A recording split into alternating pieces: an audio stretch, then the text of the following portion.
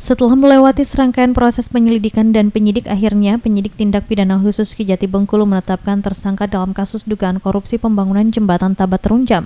Satu orang tersangka ditetapkan, yakni FL, seorang wanita yang merupakan kontraktor proyek yang anggaran dananya bersumber dari APBN melalui Kementerian PUPR senilai 25 miliar rupiah.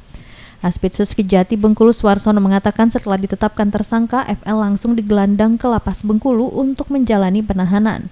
Dan pihaknya masih terus mengembangkan kasus tersebut karena bukan tidak mungkin dalam perkara ini akan ada tersangka lain menyusul FL untuk menyandang status tersangka, termasuk terkait kerugian negara. Mungkin rekan-rekan pers luput ada yang tahu ya.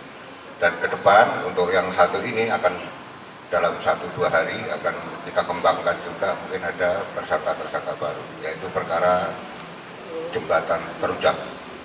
Jadi sudah kita tetapkan 4 hari yang lalu, tepatnya pada hari Kamis.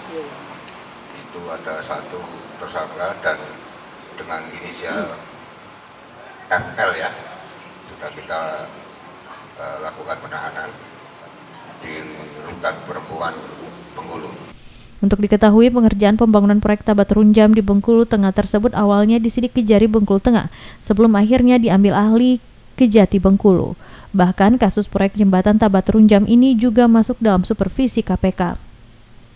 Dalam proses penyidikan, pihak penyidik sudah memeriksa puluhan saksi mulai dari peserta lelang, peserta yang melakukan penawaran, serta saksi dari Satuan Kerja Pelaksanaan Jalan Nasional atau Satker PJN Wilayah 1 Bengkulu.